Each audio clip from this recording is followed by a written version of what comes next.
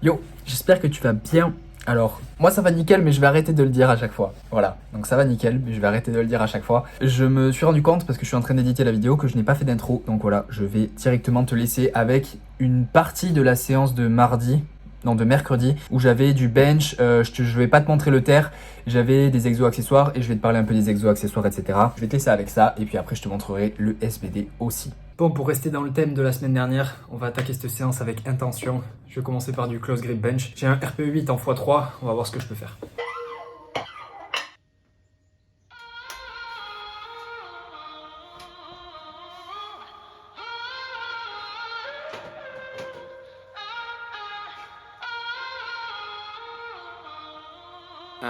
All American.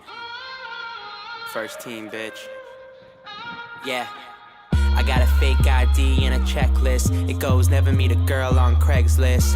And never spend your money on a necklace. 3 square meals, homie, gotta have breakfast. Real shit, she be paying for the date.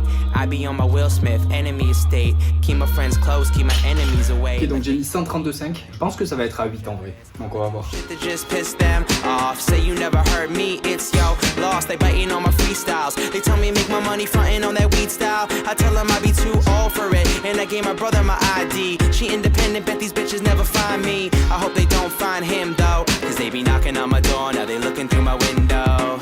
Tell me what you really want. En vrai, je pense qu'il y en a qui vont se dire ouais, c'est pas à 8 ou quoi. Là, c'est petits doigts sur l'anneau. C'est pas un close grip non plus, genre comme ça. C'est juste que c'est plus serré que mon comb grip.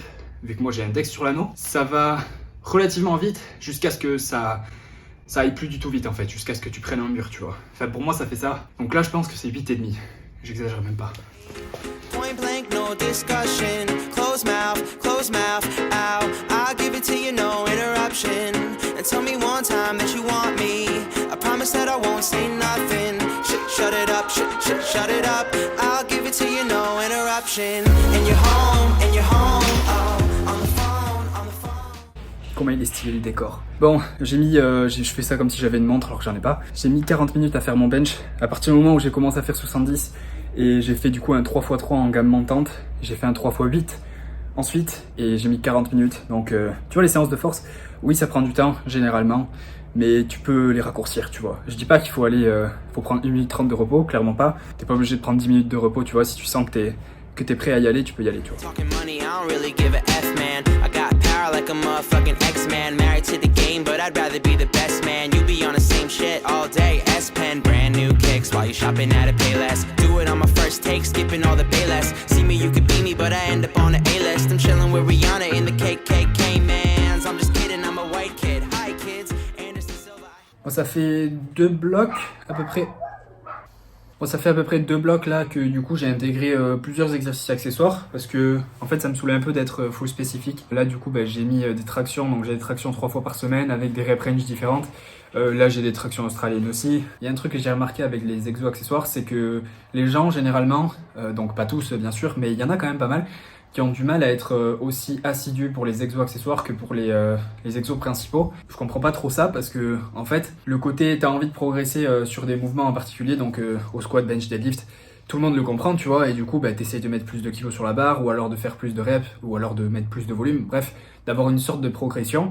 Et en fait c'est pareil pour tout, tu vois. Et là genre mes tractions, ça fait 2 blocs que je les ai mis. J'ai du coup sur des rep range différentes, tu vois. Et sur aujourd'hui, j'ai du 4x4. Je fais progresser le poids toutes les semaines. Donc toutes les semaines, vu que j'ai beaucoup de marge de progression dans cet exercice-là, parce que c'est un exercice qui est... Genre j'avais une certaine masse musculaire au niveau du dos que je n'exploitais pas dans les tractions. Et du coup, tu vois, c'est un peu comme des newbie gains, tu vois. En mode, je fais l'exercice plein de fois alors que j'ai pas trop l'habitude. Forcément, la progression, elle est assez abusée au début. Et donc en gros, je rajoutais du poids toutes les semaines. Et je crois que j'ai commencé mon 4x4 à 10 kg, un truc du style. Et là, j'ai fait à 27,5. Je sais pas parler. Mais du coup, tout ça pour dire que en gros, l'objectif, c'est que si tu sens que tu peux faire plus, fais plus, tu vois. Évidemment, tu vas pas essayer de faire plus en première semaine de bloc. Il y a un temps pour tout. Mais globalement, si tu peux faire progresser un exercice, fais-le progresser. Parce que si tu fais par exemple peu importe 4x12, la première séance ça va être dur, la deuxième séance un peu moins, la troisième séance un peu moins. Et en fait, si tu fais tout le temps la même chose, au final, tu vas devenir... tu vas pas devenir meilleur, tu vois. Genre, tu vas devenir meilleur à faire ce 4x12 à ce poids-là. Mais tu vas pas devenir plus fort pour faire plus de poids ou alors pour avoir plus de muscles ou quoi. Donc je pense qu'il y a un truc qui est pas beaucoup fait par beaucoup de gens qui font de la force. Mais c'est c'est prendre les accessoires, les exo-accessoires sérieusement et essayer de tous les faire progresser, que ce soit d'une rep par série, que ce soit du poids, que ce soit de rajouter des séries, peu importe, mais avoir une forme de progression parce que sinon en fait tu fais juste la même chose et tu mets tellement d'énergie dans ton SBD mais pas du tout dans les exo-accessoires et du coup ce dans quoi tu mets pas d'énergie, t'auras pas beaucoup de résultats, tu vois. Ça paraît logique mais voilà, bref.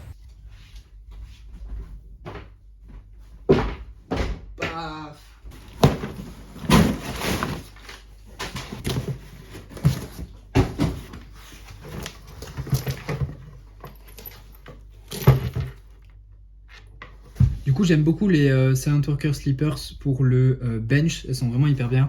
Pour le terre, ce qu'il y a, c'est que c'est un problème sur les sleepers en général, c'est que quand tu as un terre sumo assez large, où du coup tu mets beaucoup de force, tu vois, comme ça, avec de la rotation externe, mais en fait, tu as la semelle qui suit pas vraiment ton pied, et du coup tu te retrouves un peu à slider sur la semelle, tu vois, et du coup c'est pas un truc hyper agréable.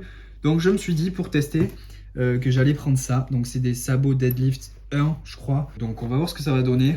En vrai j'aime plutôt bien le design, le côté scratch je suis pas archi fan généralement, donc je les testerai demain. J'ai un SBD demain et du coup j'ai du terre forcément, donc je les testerai. Mais en fait je voulais vraiment aussi une chaussure qui soit assez large parce que j'ai des pieds de hobbit si tu veux. Donc les slippers c'est hyper bien pour ça parce que ça me serre pas le pied, ça fait pas mal. Mais du coup comme je te disais, tu vois, tu as une texture de chaussure qui est sur les slippers qui est très fine, qui est pas du tout là pour t'empêcher de bouger en fait. C'est surtout là pour être à l'aise. Et du coup j'ai envie de voir avec une chaussure, en plus avec un léger maintien sur la cheville, ce que ça peut donner sur mon terre. Donc voilà, c'est à peu près tout.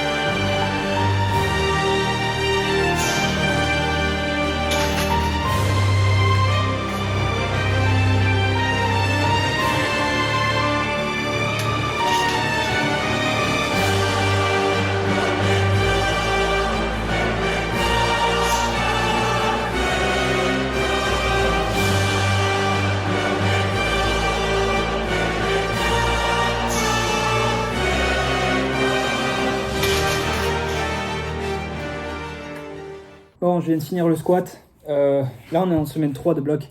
Et normalement, généralement, je fais 4 semaines de bloc. Sauf que là, ce bloc-là, ça va être 3 semaines. Je me suis dit, vas-y, je vais aller un peu me pousser sur le squat. Je suis content parce que c'est un petit PR. Donc, c'est que 2,5 kg de PR. Mais c'est un PR quand même, tu vois. Donc, c'est plutôt cool.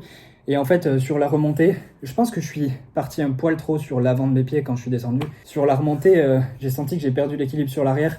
Il y a mes pointes de pied qui se sont levées un peu. Genre, je sentais que le mouvement se ralentissait parce que j'essayais de remettre ma barre sur le centre de mon pied. Peut-être pas parce que c'était si dur que ça, tu vois. Genre, ça se voit que c'est un RPE 10, peut-être 9,5, tu vois. Mais je pense que c'est parce que j'ai perdu l'équilibre. Après, on s'en fout un peu. C'est des détails qu'il faut que j'améliore. Et là, pour le x7, semaine dernière, j'avais fait 165. Et là, je me suis dit, je vais mettre 170. Mais je pensais pas que le single allait me cramer autant. Là, c'était dur quand même. Tu vois, chaque semaine, j'essaie de faire une incrémentation. Donc ça, c'est un truc que j'ai observé pour moi. Ça le fait sur pas mal de gens quand même. Mais du coup, moi, ça me le fait de ouf. C'est par exemple, semaine 1, j'ai fait un single à 192,5. Semaine 2, 202,5. Semaine 3, 212,5. Tu vois, j'ai fait plus 10, plus 10, plus 10. Donc plus 10, c'est peut-être beaucoup. Parce que là, tu vois, c'était sur 3 semaines. Je pense que si je faisais plus 5 ou plus 7,5 de semaine en semaine, tu vois, sur 4 semaines, ce serait bien, mais c'est un truc que j'ai remarqué sur moi. Genre, il faut que je laisse l'adaptation se créer, il faut que je laisse une dynamique se créer, tu vois, et pas que j'aille chercher des barres juste pour aller chercher des barres tôt dans le bloc. Genre, faut vraiment que je laisse la dynamique se faire pour me sentir mieux sur la fin de bloc et sortir des bons trucs. Tous les blocs où j'ai voulu forcer le progrès, il se passait toujours des trucs bof. Et les blocs où j'augmentais petit à petit de semaine en semaine, limite j'undershootais les premières semaines, ça se passait trop bien en fin de bloc. Donc voilà, si ça peut t'aider, on sait jamais. Du coup, je vais passer au bench et puis on va voir. Je vais faire mon bench max grip normal, sans me prendre la tête, en mode règle 2022, et puis on verra.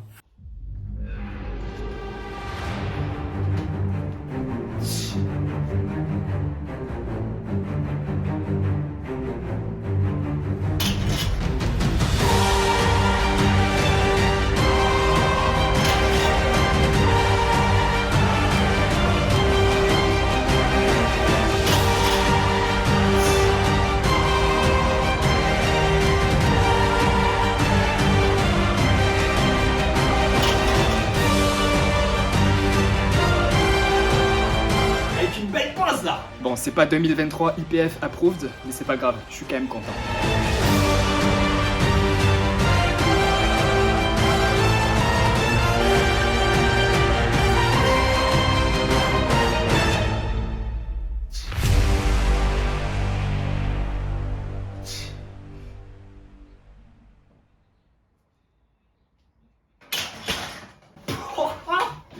Eh, ça c'est putain de stylé.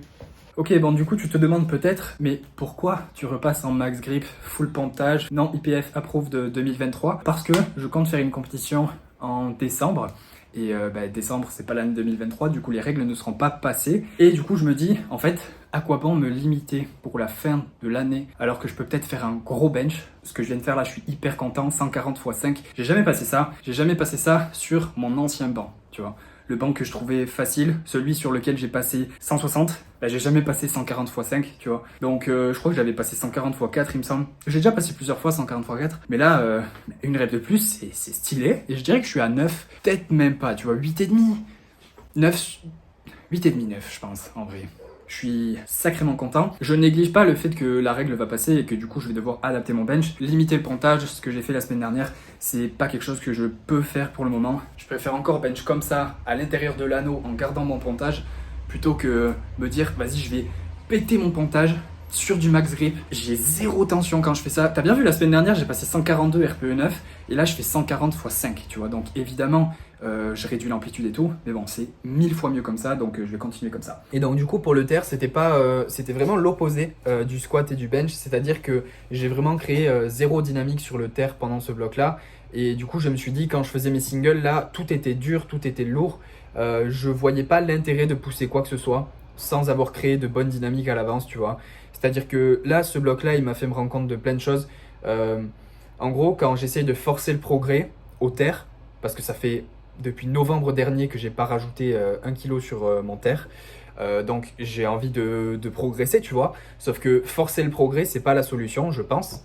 Et je m'en suis rendu compte encore plus là parce que j'ai essayé de forcer le progrès sur toutes les semaines et c'était la même chose constamment. Ressenti lourd, ressenti dur.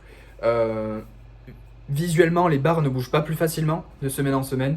Alors qu'au squat, j'étais en mode je veux PR dans ce bloc, mais je vais prendre le temps, je vais prendre ce que j'ai sur chaque séance, je vais pas rusher, je vais pas essayer de vouloir taper absolument telle charge tel jour et je vais laisser les PR venir à moi, tu vois. Et cette approche, elle est selon moi 10 fois mieux, donc je sais ce que je vais faire au prochain bloc.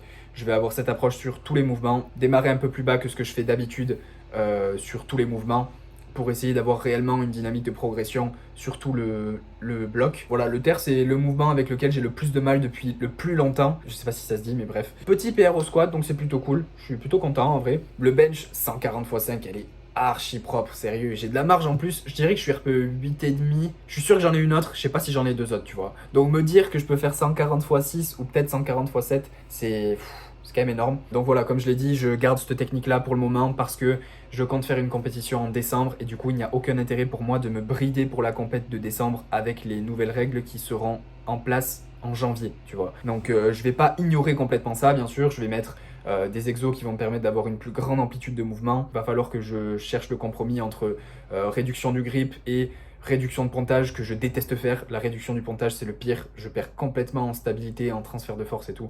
Donc voilà, clairement pas la folie de ce côté-là. Du coup, c'est à peu près tout pour la vidéo. J'espère que tu auras aimé. Si tu as aimé, mets un j'aime, commente pour me dire ce que tu en as pensé.